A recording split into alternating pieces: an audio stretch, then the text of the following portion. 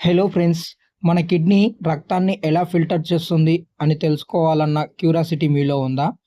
లేదా already kidney ప్రాబ్లంతో బాధపడుతున్నారా? అయితే ఈ వీడియో మీకోసమే. కిడ్నీలో రక్తం ఎలా ఫిల్టర్ అవుతుంది? రక్తం ఫిల్టర్ అవ్వడంలో ఎన్ని హార్మోన్స్ ఇన్వాల్వ్ అవుతాయి? అవి ఎలా పనిచేస్తాయి? బాడీలోని వాటర్‌ని కిడ్నీ ఎలా బ్యాలెన్స్ చేస్తుంది? నెఫ్రాన్స్ అంటే ఏమిటి? ఇవి కిడ్నీలో ఎలాంటి పాత్ర పోషిస్తాయి అనేది ఈ వీడియోలో తెలుసుకుందాం. Welcome to our channel Telugu medical facts by CNS creations. నేను షేర్ చేస్తున్న ఈ నాలెడ్జ్ మీకు ఉపయోగపడినట్లయితే ఈ ఛానల్ని సబ్స్క్రైబ్ చేసుకోండి. అదేవిధంగా లైక్ చేసి షేర్ చేయండి, మరికొంతమందికి ఉపయోగపడుతుంది. ఇక లేట్ చేయకుండా టాపిక్లోకి వెళ్ళిపోదాం. సాధారణంగా మన శరీరంలో 2 కిడ్నీలు ఉంటాయి. ఇవి వెన్నెముకకి ఇరువైపులా, కడుపుకి వెనుక భాగంలో ఉంటాయి. ప్రతి కిడ్నీ దాదాపు మన చేతి పిడికిలి అంత సైజులో ఉంటాయి. ఇవి దాదాపు 10 నుంచి 12 సెంటీమీటర్ల పొడవు మరియు 150 గ్రాముల బరువు ఉంటాయి. రోజుకి మన కిడ్నీలు దాదాపు 150 నుంచి 180 లీటర్ల రక్తాన్ని ఫిల్టర్ చేస్తాయి. కానీ చివరికి 1.5 నుంచి 2 లీటర్ల మూత్రం మాత్రమే యూరినేషన్ రూపంలో బయటకి పంపుతాయి. అయితే ఇంత సింపుల్గా, ఇంత చిన్నగా ఉండే కిడ్నీలు మన బాడీని ఎలా ప్రభావితం చేస్తాయో చూద్దాం. అయితే కిడ్నీస్ చేసే పనులలో ప్రధానంగా కొన్నింటిని ఇప్పుడు మనం చూద్దాం. మొదటిది రక్తాన్ని శుభ్రపరచడం.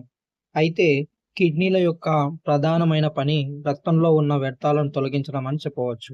అయితే మన శరీరంలో మెటబాలిజం వల్ల ఏర్పడిన వేస్ట్ అయినటువంటి blood urea, creatinine, uric acid and ఇతర టాక్సిన్స్ని మూత్రం ద్వారా బయటికి పంపుతాయి.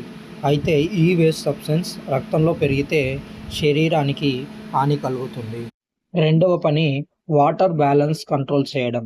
మన శరీరంలో నీటి పరిమాణం సరైన స్థాయిలో ఉంచడం చాలా అవసరం. కిడ్నీలు శరీరంలో నీరు ఎక్కువైతే యూరిన్ని ఎక్కువగా తయారు చేసి బయటకు పంపిస్తాయి. అదే నీరు బాడీలో తక్కువ ఉన్నట్లయితే మూత్రాన్ని తక్కువగా ప్రొడ్యూస్ చేస్తుంది. ఈ విధంగా బాడీలో వాటర్‌ని బ్యాలెన్స్ చేస్తుంది. అందుకే డీహైడ్రేషన్ సమయంలో మూత్రం రాకపోవడాన్ని గమనిస్తుంటాం. ఇక మూడవ పని ఎలక్ట్రోలైట్స్ బ్యాలెన్స్ చేయడం. మన శరీరంలో కొన్ని ముఖ్యమైనటువంటి మినరల్స్ అంటే sodium, potassium, calcium, phosphorus, magnesium ఇవన్నీ సరైన స్థాయిలో ఉండే విధంగా కిడ్నీలు నియంత్రిస్తాయి. ఈ విధంగా కిడ్నీస్ యొక్క నాలుగవ ప్రధాన పనిగా బ్లడ్ ప్రెషర్‌ని కంట్రోల్‌లో ఉంచడం అనేటువంటిది ఈ కిడ్నీస్ ఆధ్వర్యంలో జరుగుతాయి. ఈ కిడ్నీస్ రెనిన్ అనే హార్మోన్‌ను విడుదల చేస్తాయి. ఈ హార్మోన్ వల్ల బ్లడ్ ప్రెషర్ రెగ్యులేట్ అవుతా ఉంటుంది. అందువల్ల బ్లడ్ వెజల్స్ కంట్రోల్ అవుతాయి. అందుకే హై బీపీ ఉన్న వాళ్ళలో లాంగ్ టైమ్‌లో కిడ్నీస్ పాడవుతాయి. లేదా కిడ్నీస్ పాడైన వారిలో హై బీపీ వస్తుంది. ఇవి 2 ఒకదానికొకటి సంబంధం కలిగి ఉంటాయి. ఇంకా కిడ్నీస్ యొక్క ఐదవ ప్రధాన పనిగా చూసుకున్నట్లయితే రెడ్ బ్లడ్ సెల్స్ ప్రొడక్షన్. కిడ్నీలు ఎరిథ్రోపాయిటిన్ అనే హార్మోన్‌ని తయారు చేస్తాయి. ఈ హార్మోన్ బోన్ మ్యారోకి సిగ్నల్స్ ఇచ్చి రెడ్ బ్లడ్ సెల్స్ తయారు చేసేలా ప్రేరేపిస్తుంది. అందుకే కిడ్నీలు పనిచేయని వారిలో రక్తహీనత వస్తుంది. ఎందుకంటే ఆర్బీసీ ప్రొటెక్షన్ తగ్గిపోవడమే దానికి కారణం. అదేవిధంగా ఆరవ ప్రధాన పనిగా విటమిన్ డి యాక్టివేషన్ ఈ కిడ్నీస్ ఆధ్వర్యంలో జరుగుతాయి. మనకి విటమిన్ డి చాలా అవసరం. ఇది కాల్షియం అబ్జర్ప్షన్‌ని పెంచుతుంది. అందువల్ల బోన్స్ స్ట్రాంగ్ అవుతాయి. విటమిన్ డిని యాక్టివ్ ఫార్మ్‌గా మార్చేది కిడ్నీలు. అందుకే కిడ్నీలు పనిచేయని వారిలో బోన్స్ వీక్ అయిపోతా ఉంటాయి. ఇక చివరగా యాసిడ్ బేస్ బ్యాలెన్స్ అనేటువంటిది ఈ కిడ్నీస్ యొక్క ఆధ్వర్యంలో జరుగుతుంది. మన రక్తంలో పీహెచ్‌ని బ్యాలెన్స్ చేస్తుంది. యాసిడ్ ఎక్కువైతే మూత్రం ద్వారా బయటకు పంపి బేస్ బ్యాలెన్స్ మెయింటైన్ చేస్తుంది. అందుకే కిడ్నీ ఫెయిల్ అయిన వారిలో మెటబాలిక్ అసిడోసిస్ వస్తుంది. ఇవన్నీ కిడ్నీ ఆధ్వర్యంలో జరుగుతాయి. అయితే కిడ్నీ యొక్క ప్రధాన ఫంక్షన్ యూనిట్ ఏంటి అని అడిగినట్లయితే నెఫ్రాన్ అని చెప్పుకోవచ్చు. ఇది దాదాపుగా ప్రతి కిడ్నీలో ఒక 10 లక్షల వరకు ఉంటాయి.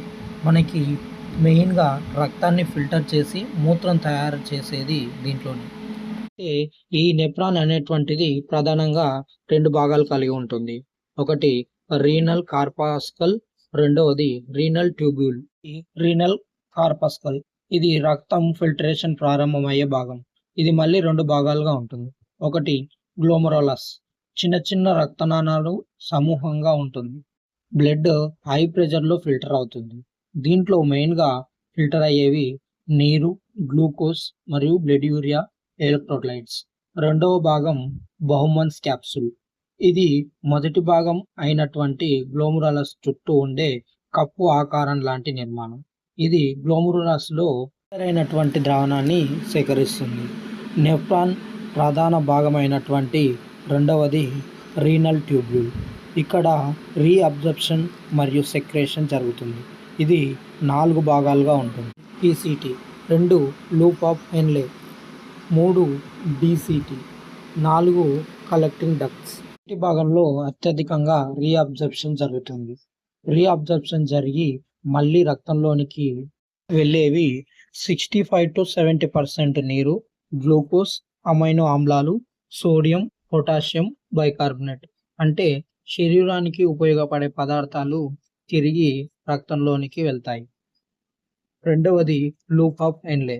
ఇది యు ఆకారంలో ఉంటుంది. దీంట్లో 2 భాగాలు ఉంటాయి.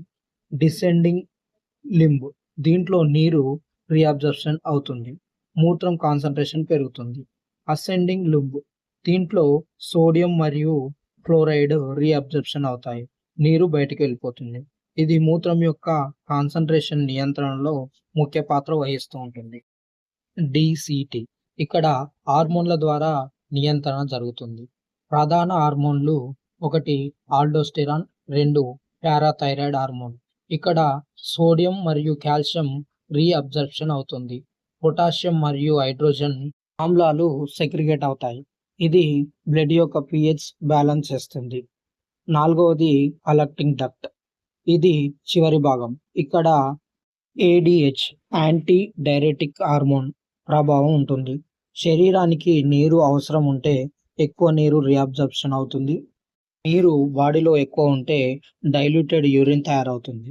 ఇక్కడ నుండి మూత్రం రీనల్ పెల్విస్, అక్కడ నుంచి యూరేటర్స్, అక్కడ నుంచి యూరినరీ బ్లాడర్కి వెళ్తుంది. బ్లాడర్ నుండి యూరినేషన్ ద్వారా యూరిన్ బయటకి వెళ్తుంది. ఈ విధంగా కిడ్నీస్ మన బాడీని కంట్రోల్ చేస్తూ ఉంటాయి. నెక్స్ట్ వీడియోలో కిడ్నీ ఫంక్షన్ తగ్గడానికి కారణాలు ఏంటి అనేది చూద్దాం. ఇలాంటి కిడ్నీకి సంబంధించిన కంటెంట్ కోసం ఈ ఛానల్ని సబ్స్క్రైబ్ చేసుకోండి. అదేవిధంగా ఈ వీడియో నచ్చినట్లయితే లైక్ చేసి షేర్ చేయండి. Thank you all.